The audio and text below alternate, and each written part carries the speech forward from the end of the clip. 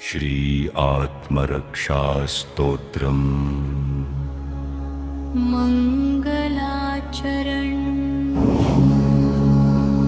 श्री गुरुभ्यो नमः। श्री गणेशाय नमः। श्री परमात्मने नमः। यः सर्वभयहरः सर्वरक्षाप्रदः अन्तर्बहिश्च प्रकाशस्वरूपः तस्मै परमात्मने नमः।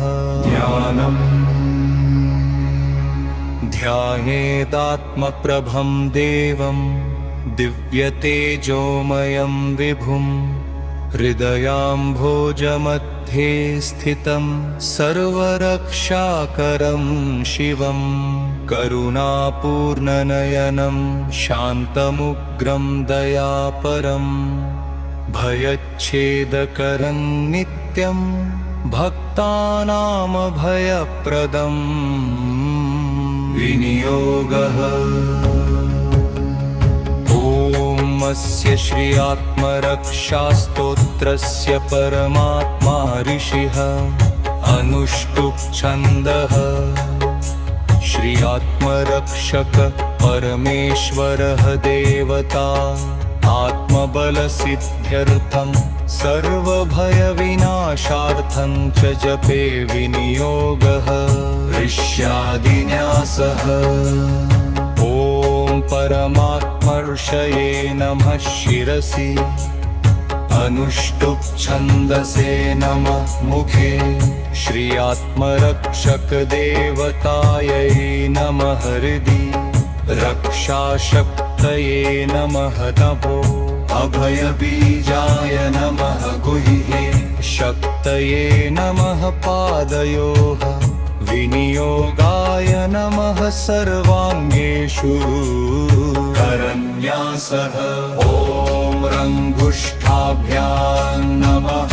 ॐ क्षन्तर्जनिभ्यां नमः। ॐ हं मध्यमाभ्यां नमः।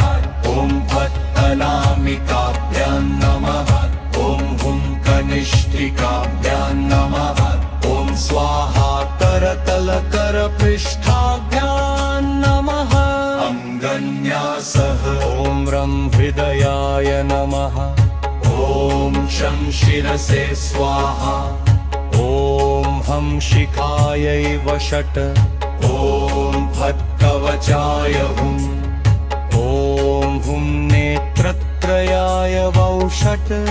ॐ स्वाहा अस्त्राय पत अर्गला।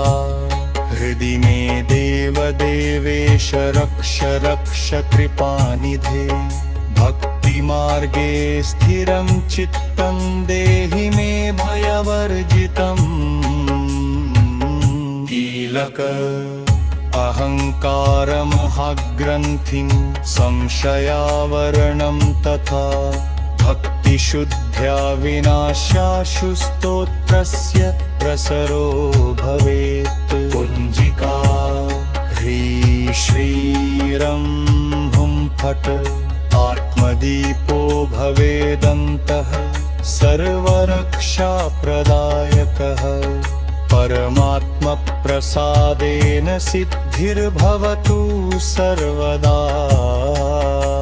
स्तोत्रम् नमामि त्वां परं ज्योतिरात्मरूपं सनातनं यस्य स्मृत्या विनश्यन्ति सर्वभयविपत्तयः। त्वमेव मे परं प्राणं त्वमेव शरणं प्रभो। भयि स्थिते मनशान्तं न कदाचित् भयं भवात्। कृष्यादृश्यभयात् सर्वात् दुष्टभावसमुद्भवात् रक्ष मां करुणासिन्धो दिव्यतेजः प्रकाशक।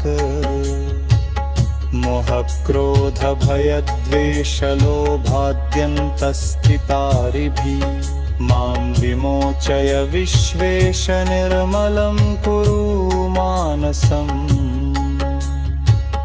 गृहे मार्गे वने चैव सभायां कर्ममण्डले हदीयं मे महत्कवचं सर्वदा परिवेष्टयेत् निद्रायां जागरे चैव ध्याने कर्मणि सर्वदा मन्नामस्मरणादेव मे स्यान्नित्यं शुभं ध्रुवम्